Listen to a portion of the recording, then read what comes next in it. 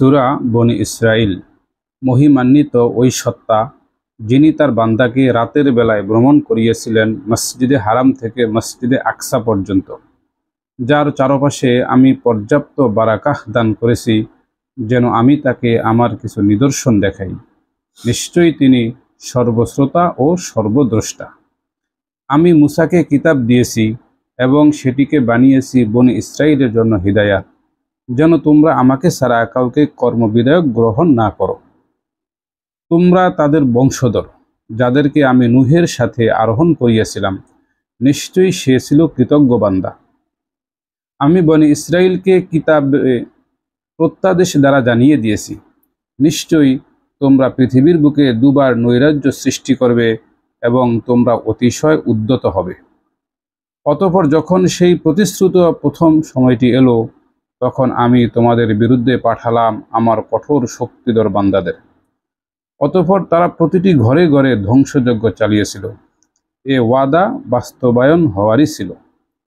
অতঃপর আমি তোমাদের জন্য তাদের বিরুদ্ধে পালা ঘুরিয়ে দিলাম, তোমাদের ধন সম্পদ ও পুত্র সন্তান দ্বারা সাহায্য করলাম এবং তোমাদের একটি বিশাল বাহিনীতে পরিণত করলাম।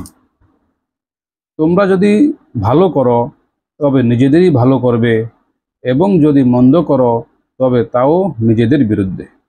এরপর যখন দ্বিতীয় প্রতিশ্রুত সময়টি এলো, তখন অন্য বান্দাদের প্রেরণ করলাম যেন তোমাদের মুখমণ্ডল মলিন করে দেয়, আর মসজিদে ঢুকে পড়ে যেমন প্রথমবার ঢুকেছিল, এবং যেখানেই জয়ী হয় সেখানেই পুরোপুরি ধ্বংসযজ্ঞ চালায়। হয়তো তোমাদের রব তোমাদের প্রতি অনুগ্রহ করবেন, কিন্তু যদি পুনরায় তেমন করো আমিও পুনরায় তাই করব। আমি জাহান্নামকে কাফিরদের জন্য কারাগার বানিয়েছি। নিশ্চয়ই এই কুরআন সেদিকে পথ প্রদর্শন করে যা সর্বাধিক সুদৃঢ় এবং সৎকর্মপরায়ণ। মুমিনদের সুসংবাদ দেয় যে তাদের জন্য রয়েছে মহা পুরস্কার। আর নিশ্চয়ই যারা পরজগতের প্রতি ঈমান আনে না, আমি তাদের জন্য যন্ত্রণাদায়ক শাস্তি প্রস্তুত করেছি। মানুষ যেভাবে কল্যাণ কামনা করে সেভাবেই অকল্যাণ কামনা করে। মানুষ তো খুবই ত্বরাপ্রবণ।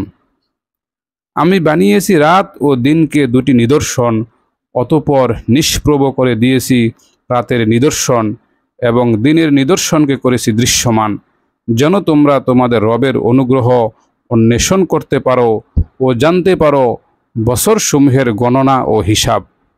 আর আমি সব বিষয়কে বিস্তারিতভাবে বর্ণনা করেছি। আমি প্রত্যেক মানুষের কৃতকর্ম তার গলায় ঝুলিয়ে রেখেছি।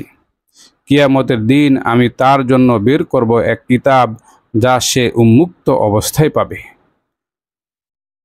তুমি তোমার কিতাব পড়ো, আজ তোমার হিসাব গ্রহণের জন্য তুমি যথেষ্ট।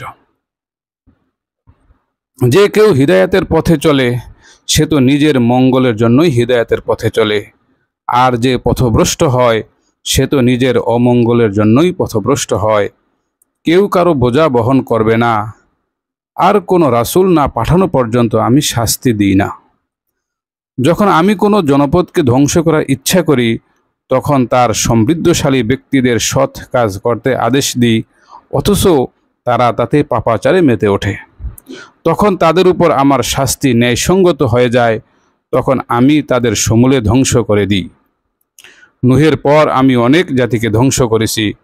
তোমার রবই বান্দাদের পাপাচারের সংবাদ রাখা ও পর্যবেক্ষণের জন্য যথেষ্ট। যে কেউ পার্থিব সুখ সম্ভোগ কামনা করে আমি তাকে যা ইচ্ছা যতটুকু ইচ্ছা সত্তর দিয়ে দিই, অতঃপর তাদের জন্য জাহান্নাম নির্ধারিত করি, আর তাতে নিন্দিত বিতাড়িত অবস্থায় প্রবেশ করবে। আর যারা পরকাল কামনা করে এবং মুমিন অবস্থায় তার জন্য যথাযথ চেষ্টা সাধনা করে, এমন লোকদের চেষ্টা স্বীকৃত হয়ে থাকে। এদের এবং ওদের প্রত্যেককে আমি অনুগ্রহ দান করি, আর তোমার রবের দান কারো জন্য নিষিদ্ধ নয়। দেখো আমি তাদের কতককে কতকের উপর কিভাবে শ্রেষ্ঠত্ব দান করলাম। পরকাল তো নিশ্চয়ই মর্তবায় শ্রেষ্ঠতর এবং মর্যাদায় শ্রেষ্ঠতম। আল্লাহর সাথে অন্য কোনো ইলাহ স্থির করো না, তাহলে তুমি নিন্দিত ও লাঞ্ছিত হয়ে বসে পড়বে। তোমার রব বিধিবদ্ধ করেছেন যে তাকে ছাড়া অন্য কারো ইবাদত করো না এবং পিতামাতার সাথে সদ্ব্যবহার করো। তাদের মধ্যে কেউ অথবা উভয়ই যদি তোমার জীবদ্দশায় বার্ধক্যে উপনীত হয় তবে তাদেরকে শব্দটিও বলো না, তাদের ধমক দিও না এবং তাদের সাথে বিনীত ভাষায় কথা বলো। তাদের সামনে ভালোবাসা বশত নমনীয়তার ডানা নত করো এবং বলো, হে আমার রব, তাদের উভয়ের প্রতি রহম করো, যেমন তারা আমাকে শৈশবকালে লালন পালন করেছেন। তোমাদের রব তোমাদের অন্তরে যা আছে তা ভালো করেই জানেন। যদি তোমরা সৎ কর্মপরায়ণ হও তবে তিনি তো তার দিকে প্রত্যাবর্তনকারীদের জন্য ক্ষমাশীল। আত্মীয় স্বজনকে তাদের প্রাপ্য দিয়ে দাও এবং অভাবগ্রস্ত ও মুসাফিরকেও আর কিছুতেই অপচয় করো না। নিশ্চয়ই অপচয়কারীরা শয়তানের ভাই, আর শয়তান তার রবের প্রতি অতিশয় অকৃতজ্ঞ। আর তোমার রবের করুণার প্রত্যাশায় যদি কোনো সময় তাদের থেকে বিমুখ হতে চাও তখন তাদের সাথে নরমভাবে কথা বলো। তোমার হাত তোমার গলার নিকট আবদ্ধ রেখো না এবং একেবারে মুক্ত হস্ত হইও না, তাহলে তুমি তিরস্কৃত নিঃস্ব হয়ে বসে থাকবে। নিশ্চয়ই তোমার রব যাকে ইচ্ছা জীবনোপকরণে প্রাচুর্য দান করেন এবং সংকুচিতও করেন। নিশ্চয়ই তিনি তার বান্দাদের সম্পর্কে সম্যক জ্ঞাত, সর্বদ্রষ্টা। দারিদ্র্যের ভয়ে তোমরা তোমাদের সন্তানদের হত্যা করো না, তাদের এবং তোমাদের আমি রিজিক দিয়ে থাকি। নিশ্চয়ই তাদের হত্যা করা মহাপাপ। আর তোমরা ব্যভিচারের কাছেও যেও না, নিশ্চয়ই এটা অশ্লীলতা এবং মন্দপন্থা। সে প্রাণকে হত্যা করো না যাকে আল্লাহ হারাম করেছেন, কিন্তু ন্যায়ভাবে। যে ব্যক্তি নির্যাতিত হয়ে নিহত হয় আমি তার উত্তরাধিকারীকে কিসাস গ্রহণের অধিকার দিয়েছি, অতএব সে যেন হত্যার ব্যাপারে সীমা লঙ্ঘন না করে। নিশ্চয়ই সে সাহায্যপ্রাপ্ত হয়েছে। আর ইয়াতিমের সম্পদের কাছেও যেও না যতক্ষণ না সে পরিপক্কতায় উপনীত হয়, তবে এমন পন্থায় যা তার জন্য কল্যাণকর এবং অঙ্গীকার পূর্ণ করো। নিশ্চয়ই অঙ্গীকার সম্পর্কে কৈফিয়ত তলব করা হবে। মেপে দেওয়ার সময় পূর্ণ মাপে দাও এবং ঠিক দাড়ি পাল্লায় ওজন করবে, এটাই উত্তম এবং পরিণামে শুভ। যে বিষয়ে তোমার কোনো জ্ঞান নেই তার পেছনে পড়ো না। নিশ্চয়ই কান, চোখ ও হৃদয় এদের প্রত্যেকটির ব্যাপারে জিজ্ঞাসিত হবে। পৃথিবীতে দম্ভভারে চলো না। নিশ্চয়ই তুমি পৃথিবীকে কখনোই বিদীর্ণ করতে পারবে না এবং কখনোই পর্বত সমান উচ্চতায় পৌঁছাতে পারবে না। এসবের মধ্যে যেগুলো মন্দ কাজ সেগুলো তোমার রবের কাছে ঘৃণিত। এটা ওই হিকমতের অন্তর্ভুক্ত যা তোমার রব তোমাকে ওয়াহির মাধ্যমে দান করেছেন। আল্লাহর সাথে অন্য কোনো ইলাহ স্থির করো না, তাহলে অভিযুক্ত ও বিতাড়িত অবস্থায় জাহান্নামে নিক্ষিপ্ত হবে। তোমাদের রব কি তোমাদের জন্য পুত্র সন্তান নির্ধারিত করেছেন এবং নিজের জন্য ফেরেশতাদের কন্যারূপে গ্রহণ করেছেন? নিশ্চয়ই তোমরা গুরুতর কথাবার্তা বলো।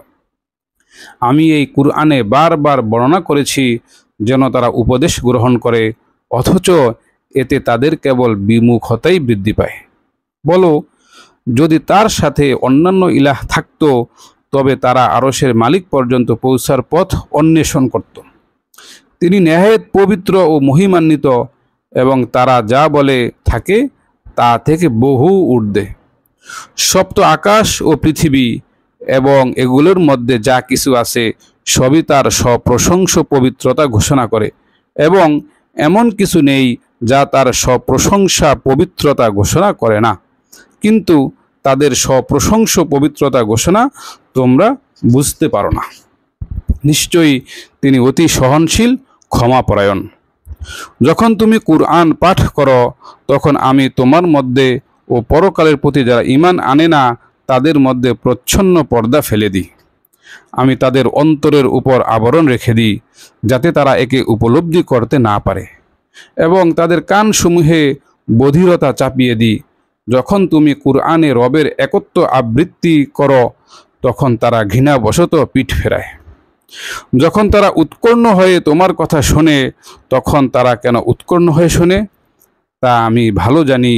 আর গোপন পরামর্শে যখন সীমা লঙ্ঘনকারীরা বলে তোমরা তো এক জাদুগ্রস্ত ব্যক্তির অনুসরণ করছো। লক্ষ্য করো তারা তোমার জন্য কেমন উপমা দেয়। তারা পথভ্রষ্ট হয়েছে, অতএব তারা পথ পেতে পারে না। তারা বলে, যখন আমরা হাড্ডিতে পরিণত ও চূর্ণ বিচূর্ণ হয়ে যাব, তখনও কি নতুন করে সৃষ্টি হয়ে উত্থিত হব?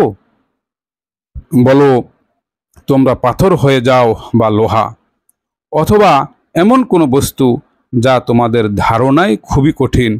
তবু তারা বলবে, আমাদের পুনর্বার কে সৃষ্টি করবে?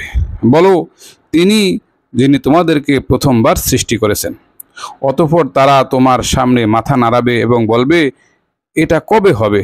বলো, সম্ভবত শিগগির হবে।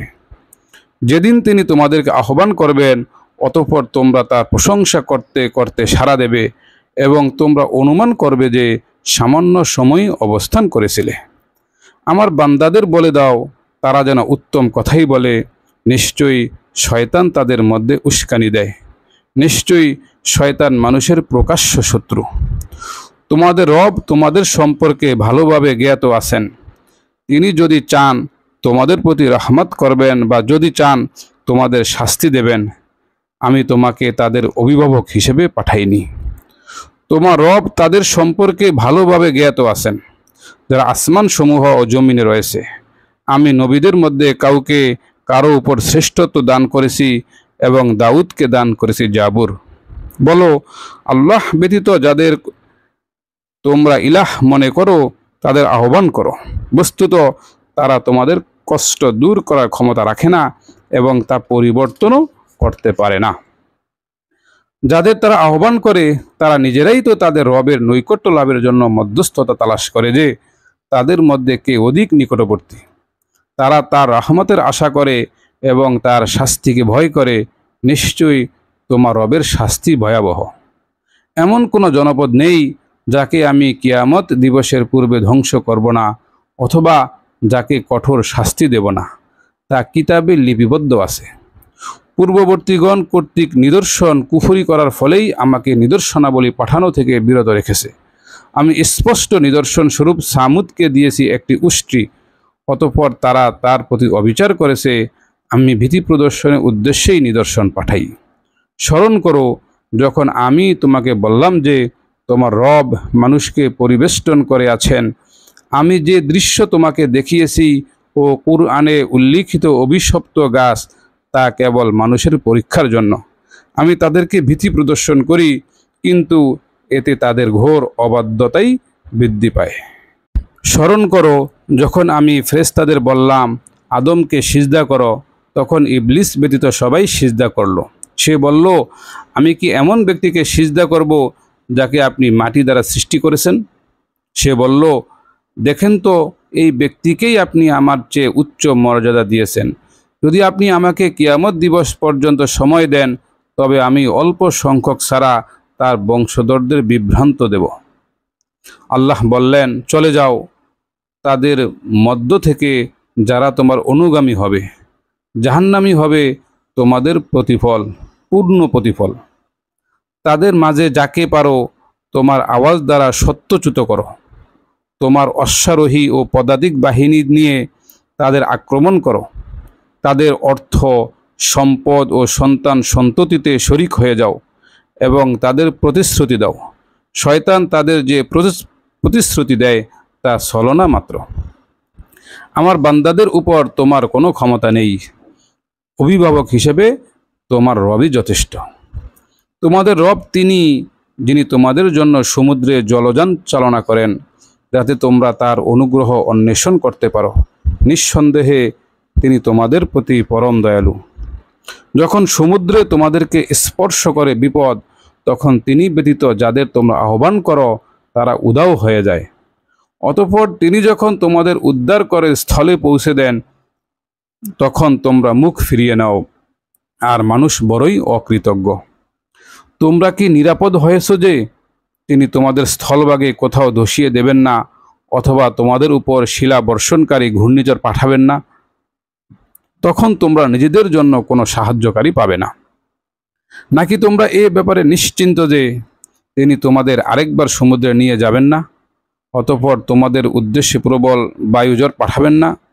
তারপর তোমরা যে কুফরি করেছ সে কারণে তোমাদের নিমজ্জিত করবেন না? অতঃপর তখন তোমরা আমার বিরুদ্ধে এ বিষয়ে সাহায্যকারী কাউকে পাবে না। নিশ্চয়ই আমি আদম সন্তানকে মর্যাদা দান করেছি। আমি তাদেরকে স্থলে ও জলে চলাচলের বাহন দান করেছি, তাদের উত্তম জীবনোপকরণ প্রদান করেছি এবং তাদের অনেক সৃষ্টির উপর শ্রেষ্ঠত্ব দান করেছি। স্মরণ করো যেদিন আমি প্রত্যেক দলকে তাদের নেতা সহ আহ্বান করব। অতঃপর যাদেরকে তাদের ডান হাতে আমলনামা দেয়া হবে তারা নিজেদের আমলনামা পাঠ করবে এবং তাদের প্রতি সামান্য পরিমাণও অবিচার করা হবে না। যে ব্যক্তি ইহকালে অন্ধ সে পরকালেও অন্ধ এবং অধিকতর পথভ্রষ্ট। আমি তোমার প্রতি যা অবতীর্ণ করেছি তা থেকে তারা তোমাকে ফিতনায় প্রায় ফেলতে যাচ্ছিল, যেন তুমি আমার প্রতি ভিন্ন কিছু মিথ্যা রচনা করো, তবে তারা তোমাকে অন্তরঙ্গ বন্ধুরূপে গ্রহণ করত। আমি তোমাকে দৃঢ়পদ না রাখলে তুমি তাদের প্রতি কিছুটা ঝুঁকেই পড়তে। তখন আমি অবশ্যই তোমাকে ইহজীবনে ও পরজীবনে দ্বিগুণ শাস্তি আস্বাদন করাতাম। এ সময় তুমি আমার মোকাবেলায় কোনো সাহায্যকারী পেতে না। তারা তোমাকে ভূখণ্ড থেকে উৎখাত করার চূড়ান্ত চেষ্টা করেছিল, যেন তারা তোমাকে তা থেকে বহিষ্কার করতে পারে। তাহলে তারাও তোমার পর সেখানে অল্পকালই মাত্র টিকে থাকত। তোমার আগে আমি যত রাসূল পাঠিয়েছি তাদের ক্ষেত্রেও এমন নিয়ম ছিল। তুমি আমার নিয়মের কোনো ব্যতিক্রম পাবে না। সূর্য ঢলে পড়ার সময় থেকে রাতের অন্ধকার পর্যন্ত সালাত কায়েম করো এবং কায়েম করবে ফজরের কুরআন পাঠও। নিশ্চয়ই ফজরের কুরআন পাঠ ফেরেশতাদের উপস্থিতির সময়। রাতের কিছু অংশে তাহাজ্জুদ আদায় করো, এটা তোমার জন্য অতিরিক্ত কর্তব্য। অচিরেই তোমার রব তোমাকে প্রতিষ্ঠিত করবেন প্রশংসিত স্থানে। বলো, হে আমার রব, আমাকে প্রবেশ করান সত্য দ্বারে এবং আমাকে বের করুন সত্য প্রস্থানে এবং আমাকে দান করুন আপনার পক্ষ থেকে সাহায্যকারী শক্তিশালী প্রমাণ। বলো, সত্য এসেছে এবং মিথ্যা বিলুপ্ত হয়েছে, নিশ্চয়ই মিথ্যা বিলুপ্ত হওয়ারই। আমি কুরআনে এমন বিষয় অবতীর্ণ করি যা উপশমকারী এবং রাহমাত মুমিনের জন্য, এবং তা সীমা লঙ্ঘনকারীদের শুধু ক্ষতি বৃদ্ধি করে। যখন আমি মানুষকে নিয়ামত দান করি তখন সে মুখ ফিরিয়ে নেয় এবং অহংকারে দূরে সরে যায়, এবং যখন তাকে কোনো অনিষ্ট স্পর্শ করে তখন সে হতাশ হয়ে পড়ে। বলো, প্রত্যেকেই নিজ রীতি অনুযায়ী কাজ করে, অতঃপর তোমার রব সর্বাধিক জ্ঞাতকে সর্বাপেক্ষা নির্ভুল পথে পরিচালিত। তারা তোমাকে রূহ সম্পর্কে জিজ্ঞেস করে। বলো, রূহ আমার রবের নির্দেশ মাত্র। এ বিষয়ে তোমাদের সামান্য জ্ঞানই দান করা হয়েছে। যদি আমি ইচ্ছা করতাম তবে অবশ্যই প্রত্যাহার করতে পারতাম ওই বিষয় যা আমি তোমার নিকট ওয়াহী পাঠিয়েছি, তবে তুমি এ বিষয়ে আমার বিরুদ্ধে কোনো কর্মবিধায়ক পেতে না। তবে এটা তোমার রবের অনুগ্রহ, নিশ্চয়ই তোমার প্রতি তার করুণা অতিশয় বড়। বলো, যদি মানুষ ও জিন এই কুরআনের অনুরূপ আনার জন্য জড়ো হয় তবুও তারা কখনো তার অনুরূপ রচনা করতে পারবে না, এবং যদিও তারা পরস্পরের সাহায্যকারী হয়। আমি এই কুরআনে মানুষের জন্য প্রত্যেক প্রকারের উপমা বিস্তারিত বর্ণনা করেছি, কিন্তু অধিকাংশ মানুষ অমান্য না করে ক্ষান্ত হলো না। তারা বলে, আমরা কখনো তোমাকে বিশ্বাস করব না যতক্ষণ না তুমি ভূমি থেকে আমাদের জন্য একটি প্রস্রবণ উৎসারিত করবে, অথবা তোমার জন্য খেজুরের ও আঙ্গুরের একটি বাগান হবে, অতঃপর তুমি তার মধ্যে অজস্র ধারায় নহর প্রবাহিত করবে, অথবা তুমি যেমন বলে থাকো সেভাবে আমাদের উপর আসমানকে খণ্ড বিখণ্ড করে ফেলে দিবে, অথবা আল্লাহ ও ফেরেশতাদের সামনাসামনি নিয়ে আসবে, অথবা তোমার চাকচিক্যময় তৈরি ঘর হবে, অথবা তুমি আকাশে আরোহণ করবে, আর আমরা তোমার আকাশে আরোহণকে কখনো বিশ্বাস করব না যতক্ষণ না তুমি অবতীর্ণ করবে আমাদের প্রতি এক কিতাব যা আমরা পাঠ করব। বলো, আমার রব অতি পবিত্র, আর আমি শুধুই একজন মানুষ ও রাসূল। এবং যখন তাদের কাছে হিদায়াত আসে তখন মানুষকে বিরত রাখেনি এটা ব্যতীত অন্য কিছু যে তারা বলেছে, আল্লাহ কি একজন মানুষকে রাসূল করে পাঠিয়েছেন? বলো, যদি পৃথিবীতে ফেরেশতারা তাদের নিকট স্বাচ্ছন্দ্যে বিচরণ করত, তবে অবশ্যই আমি আকাশ থেকে ফেরেশতাকে রাসূল করে পাঠাতাম। বলো, আমার ও তোমাদের মধ্যে সাক্ষী হিসেবে আল্লাহই যথেষ্ট। তিনি তার বান্দাদের ব্যাপারে সবিশেষ অবগত ও সর্বদ্রষ্টা। আল্লাহ যাকে হিদায়াত দান করেন সেই তো হিদায়াত প্রাপ্ত, আর যাকে পথভ্রষ্ট করেন তাদের জন্য তুমি আল্লাহ ছাড়া কোনো সাহায্যকারী পাবে না। আর কিয়ামতের দিন তাদের সমবেত করব তাদের মুখে ভর দিয়ে চলা অবস্থায়, অন্ধ অবস্থায়, মুখ এবং বধির অবস্থায়। তাদের আবাসস্থল জাহান্নাম। যখনই নির্বাপিত হওয়ার উপক্রম হবে, তখন আমি তাদের জন্য আগুন আরও বৃদ্ধি করে দেব। এটাই তাদের প্রতিফল, কারণ তারা আমার নিদর্শনসমূহ অস্বীকার করেছে এবং বলেছে, আমরা যখন হাড্ডিতে পরিণত ও চূর্ণ বিচূর্ণ হয়ে যাব, তখন কি আমরা নতুন সৃষ্টিরূপে উত্থিত হব? তারা কি দেখেনি যে নিশ্চয়ই আল্লাহ, যিনি আসমানসমূহ ও জমিন সৃষ্টি করেছেন, তিনি তাদের মতো মানুষও পুনরায় সৃষ্টি করতে সক্ষম। তিনি তাদের জন্য স্থির করেছেন একটি নির্দিষ্ট কাল, এতে কোনো সন্দেহ নেই। অতঃপর সীমা লঙ্ঘনকারীরা কুফরি করা ছাড়া ক্ষান্ত হলো না। বলো, যদি আমার রবের রহমতের ভাণ্ডার তোমাদের মালিকানায় থাকতো, তবে ব্যয় হয়ে যাওয়ার আশঙ্কায় অবশ্যই তা ধরে রাখতে। মানুষ তো অতিপয় কৃপণ। তুমি বনি ইসরায়েলকে জিজ্ঞেস করো, আমি মূসাকে 9টি প্রকাশ্য নিদর্শন দান করেছি। যখন তাদের কাছে প্রকাশ্য নিদর্শন এসেছিল, ফিরাউন তাকে বলল, হে মূসা, নিশ্চয়ই আমার ধারণা তুমি তো জাদুগ্রস্ত। সে বলল, তুমি জানো যে আসমানসমূহ ও জমিনের রবই এসব নিদর্শনাবলী প্রত্যক্ষ প্রমাণস্বরূপ অবতীর্ণ করেছেন। নিশ্চয়ই হে ফিরাউন, আমার ধারণায় তুমি ধ্বংস হতে চলেছ। অতঃপর সে বনি ইসরায়েলকে দেশ থেকে উৎখাত করতে চাইল। তখন আমি তাকে ও তার সঙ্গীদের সবাইকে নিমজ্জিত করে দিলাম। তারপর আমি বনি ইসরায়েলকে বললাম, এ দেশে তোমরা বসবাস করো। যখন গতকালের ওয়াদা বাস্তবায়িত হবে, তখন তোমাদের জড়ো করে উপস্থিত করা হবে। আমি সত্যসহ তা অবতীর্ণ করেছি এবং সত্যসহই এটা অবতীর্ণ হয়েছে। আমি তো তোমাকে শুধু সুসংবাদদাতা ও ভীতি প্রদর্শক করেই পাঠিয়েছি। আমি কুরআনকে পৃথক পৃথকভাবে পাঠের উপযোগী করেছি, যেন তুমি তা লোকদের কাছে ধীরে ধীরে পাঠ করো, এবং আমি তাকে যথাযথভাবে অবতীর্ণ করেছি। বলো, তোমরা তার প্রতি ঈমান আনো অথবা ঈমান না আনো, নিশ্চয়ই ইতিপূর্বে যাদেরকে এর জ্ঞান দেওয়া হয়েছে, যখন তাদের কাছে তেলাওয়াত করা হয়, তখন তারা নত মস্তকে সিজদায় লুটিয়ে পড়ে। আর তারা বলে, আমাদের রব পবিত্র, মহিমান্বিত। নিশ্চয়ই আমাদের রবের ওয়াদা অবশ্যই পূর্ণ হবে। তারা কাঁদতে কাঁদতে নত মস্তকে মাটিতে লুটিয়ে পড়ে এবং তাদের বিনয় ভাব আরও বৃদ্ধি পায়। বলো, আল্লাহ বলে আহ্বান করো, কিংবা রহমান বলে যে নামে আহ্বান করো না কেন, সব সুন্দর নাম তারই। তুমি তা উচ্চস্বরে তোমার সালাতে পড়ো না এবং নিঃশব্দেও পড়ো না। এ দুইয়ের মধ্যম পন্থা অবলম্বন করো। বলো, সমস্ত প্রশংসা আল্লাহর, যিনি না কোনো সন্তান গ্রহণ করেছেন, না তার সার্বভৌমত্বে কোনো শরিক আছে, এবং যিনি দুর্দশাগ্রস্ত হন না, যে কারণে তার কোনো সাহায্যকারী প্রয়োজন হয় না। সুতরাং তুমি তার মাহাত্ম্য বর্ণনা করো। সূরা আল কাহফ। সকল প্রশংসা আল্লাহর, যিনি তার বান্দার প্রতি এ কিতাব অবতীর্ণ করেছেন এবং তাতে কোনো অসঙ্গতি রাখেননি।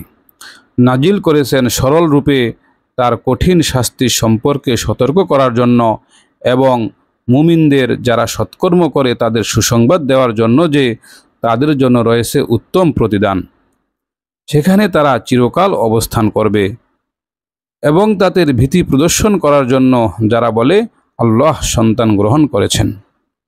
এ সম্পর্কে তাদের কোনো জ্ঞান নেই এবং না তাদের পূর্বপুরুষদেরও। তাদের মুখ নিঃসৃত বাক্য কতই না উদ্ভট, তারা শুধুই মিথ্যাই বলে। যদি তারা এই বিষয়বস্তুর প্রতি বিশ্বাস স্থাপন না করে, তবে তাদের পেছনে সম্ভবত তুমি পরিতাপ করতে করতে আত্মবিনাশী হয়ে পড়বে। আমি পৃথিবীর সব কিছু তার জন্যে সুশোভিত করেছি, যেন তাদের পরীক্ষা করি যে তাদের মধ্যে কর্মে কে অধিক সুন্দর। নিশ্চয়ই এর মধ্যকার সব কিছুকে আমি উদ্ভিদ শূন্য মাটিতে পরিণত করে দেব। তুমি কি মনে করো যে গুহা এবং রকিমের অধিবাসীরা আমার নিদর্শনাবলীর মধ্যে বিস্ময়কর? যখন যুবকরা গুহায় আশ্রয় গ্রহণ করল, তখন তারা বলল, হে আমাদের রব, তোমার পক্ষ থেকে আমাদের রহমত দান করো এবং আমাদের জন্য আমাদের কাজকে সঠিকভাবে পরিচালনার ব্যবস্থা করো। অতএব আমি কয়েক বছর গুহায় তাদের কানের উপর ঘুমের পর্দা ফেলে দিলাম। অতঃপর আমি তাদের পুনরুত্থিত করেছি, একথা জানার জন্য যে দুই দলের মধ্যে কোন দল তাদের অবস্থিতিকাল সঠিকভাবে নির্ণয় করতে পারে। তোমার কাছে তাদের বৃত্তান্ত সঠিকভাবে বর্ণনা করছি। নিশ্চয়ই তারা ছিল কয়েকজন যুবক, তারা তাদের রবের প্রতি ঈমান এনেছিল এবং আমি তাদের সৎ পথে চলার শক্তি বৃদ্ধি করেছি।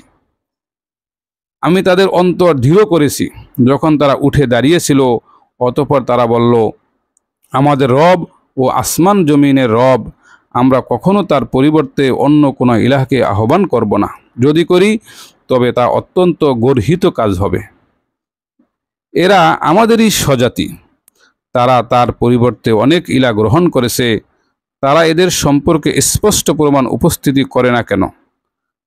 যে আল্লাহ সম্পর্কে মিথ্যা উদ্ভাবন করে তার চাইতে অধিক সীমা লঙ্ঘনকারী আর কে? তোমরা যখন তাদের থেকে পৃথক হলে এবং তারা আল্লাহর পরিবর্তে যাদের ইবাদত করে তাদের থেকে, অতএব তোমরা গুহায় আশ্রয় গ্রহণ করো। তোমাদের রব তোমাদের জন্য দয়া বিস্তার করবেন এবং তিনি তোমাদের জন্য তোমাদের কর্মকে ফলপ্রসূ করার ব্যবস্থা করবেন।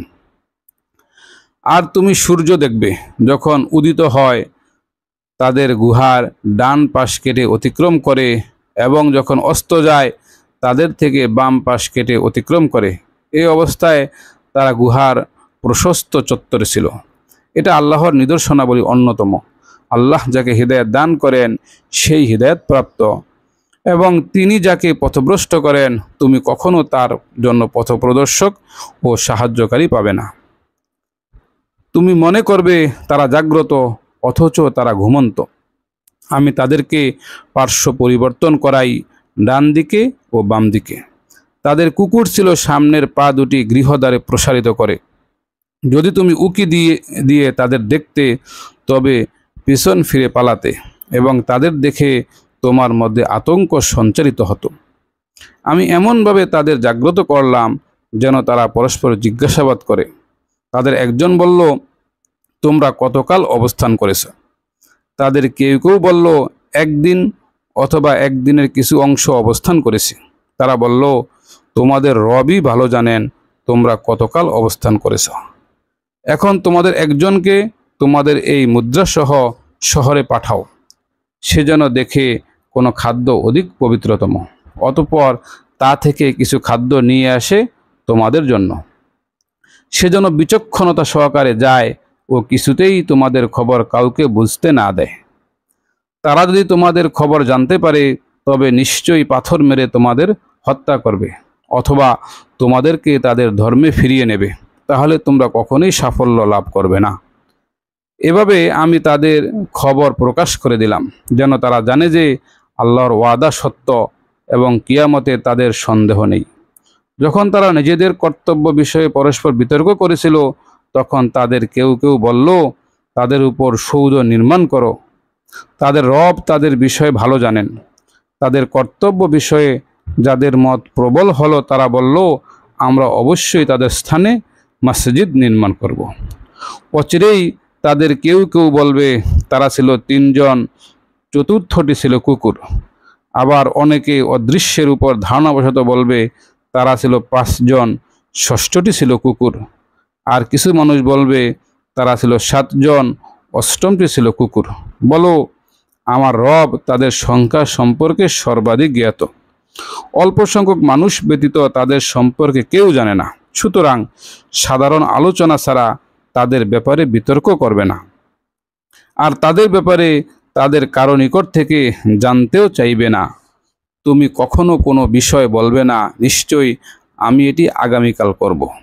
তবে আল্লাহ ইচ্ছা করলে যখন ভুলে যাও, তখন তোমার রবকে স্মরণ করো এবং বলো, আশা করি আমার রব আমাকে এর চাইতেও নিকটতম সত্যের পথ নির্দেশ করবেন। আর তারা অবস্থান করেছে তাদের গুহার মধ্যে 300 বছর এবং এর সাথে অতিরিক্ত হয়েছিল 9। বলো তারা কতকাল অবস্থান করেছে তা আল্লাহই ভালো জানেন।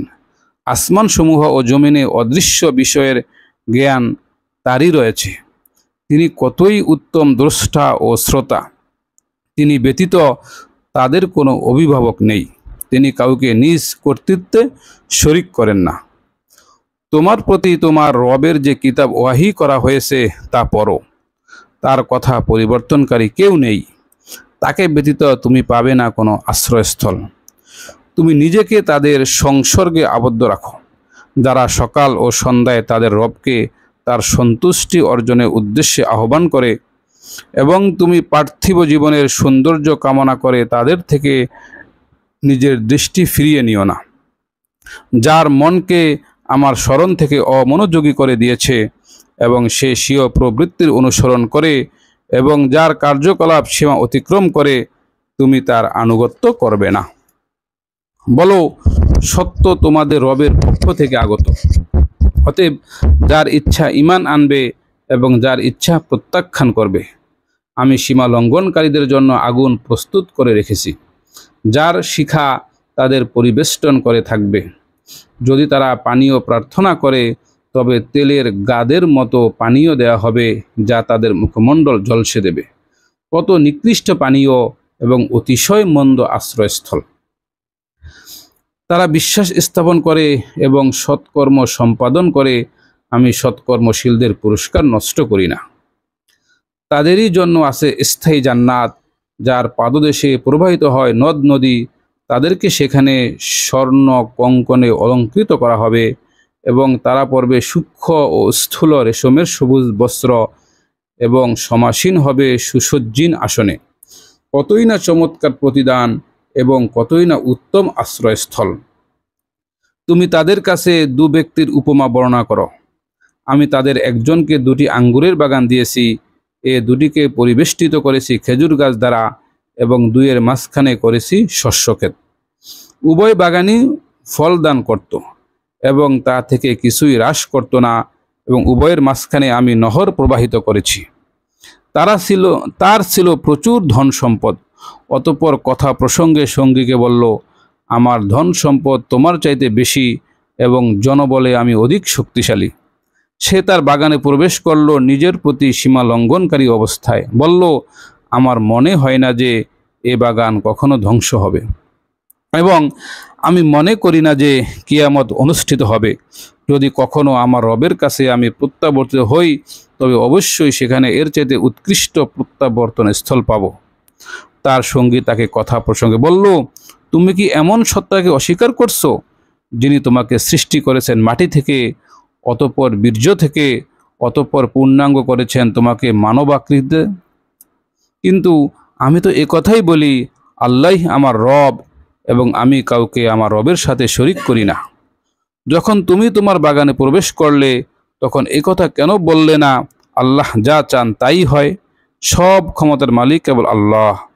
যদিও তুমি আমাকে সম্পদে ও সন্তানে তোমার চাইতে কম দেখো, আশা করি আমার রব আমাকে তোমার বাগান অপেক্ষা উৎকৃষ্টতর কিছু দেবেন এবং তোমার বাগানের উপর আসমান থেকে বিপর্যয় পাঠাবেন। অতঃপর সকালবেলায় তা হয়ে যাবে উদ্ভিদ শূন্য মাটি, অথবা সকালে তার পানি শুকিয়ে যাবে। অতঃপর তুমি তা তালাশ করে আনতে পারবে না।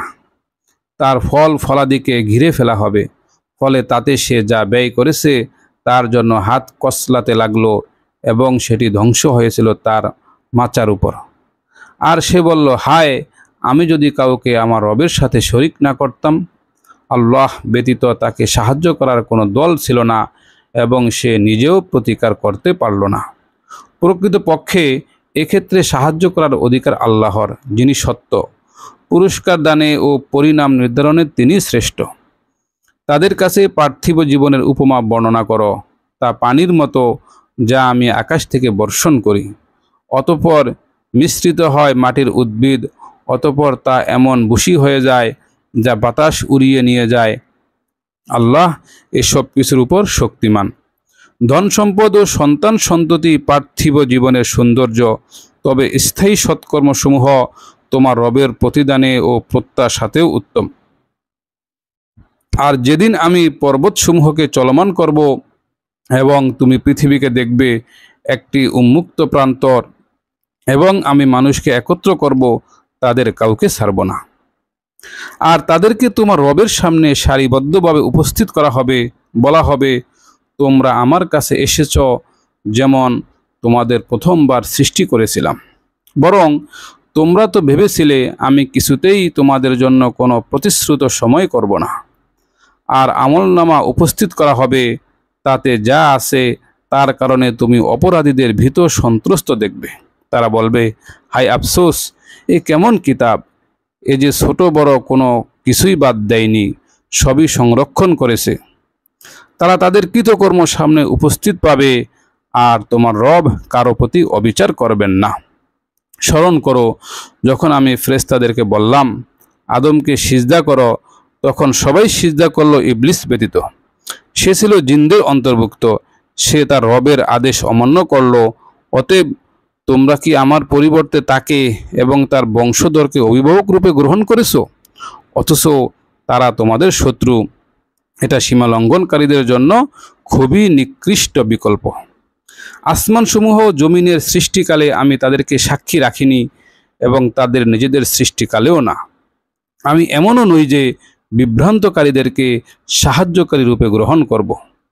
সেদিন তিনি বলবেন, তোমরা যাদেরকে আমার শরীক মনে করতে তাদেরকে ডাকো। তারা তখন তাদের ডাকবে, কিন্তু তারা এ ডাকে সাড়া দেবে না। আমি তাদের মধ্যস্থলে রেখে দেব একটি ধ্বংসগহ্বর। অপরাধীরা আগুন দেখে বুঝে নেবে যে তাদের তাতে পতিত হতে হবে, এবং তারা তা থেকে পালানোর কোনো জায়গা পাবে না। নিশ্চয়ই আমি এ কুরআনে মানুষকে নানাভাবে বিভিন্ন উপমার দ্বারা আমার বাণী বুঝিয়েছি, কিন্তু মানুষ অধিকাংশ ক্ষেত্রে তর্কপ্রিয়। হিদায়াত আসার পর এ প্রতীক্ষাই শুধু মানুষকে ঈমান আনা থেকে এবং তাদের রবের কাছে ক্ষমা প্রার্থনা করা থেকে বিরত রাখে যে কখন আসবে তাদের কাছে পূর্ববর্তীদের রীতিনীতি, অথবা কখন তাদের কাছে আসবে উপস্থিত শাস্তি। আমি রাসূলগণকে সুসংবাদদাতা ও সতর্ককারী রূপে পাঠিয়েছি, তবে কাফিররা মিথ্যা অবলম্বনে বিতর্ক করে, তা দ্বারা সত্যকে ব্যর্থ করে দেওয়ার উদ্দেশ্যে। সর্বোপরি তারা আমার নিদর্শনাবলী এবং যা দ্বারা তাদের সতর্ক করা হয় সেগুলোকে ঠাট্টা রূপে গ্রহণ করেছে। তার চাইতে অধিক সীমা লঙ্ঘনকারী আর কে হতে পারে, যাকে তার রবের কালাম দ্বারা বোঝানো হয়, অতঃপর সে তা থেকে মুখ ফিরিয়ে নেয় এবং তার পূর্ববর্তী কৃতকর্মসমূহ ভুলে যায়।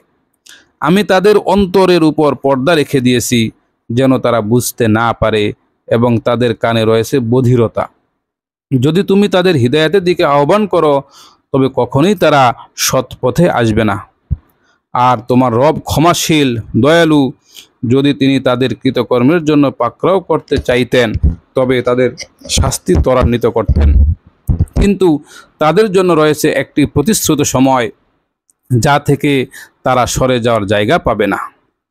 এসব জনপদকে আমি ধ্বংস করে দিয়েছি যখন তারা সীমা লঙ্ঘন করেছে, এবং আমি তাদের ধ্বংসের জন্য একটি প্রতিশ্রুত সময় নির্দিষ্ট করেছিলাম। যখন মূসা তার সঙ্গীকে বলল, দুই সমুদ্রের মোহনায় না পৌঁছা পর্যন্ত আমি ক্ষান্ত হব না, অথবা আমি যুগ যুগ ধরে চলতে থাকব। অতঃপর যখন তারা দুই সমুদ্রের মোহনায় পৌঁছল, তখন তারা নিজেদের মাছের কথা ভুলে গেল। ততক্ষণে মাছটি সমুদ্রে সুড়ঙ্গ পথ সৃষ্টি করে নেমে গেল।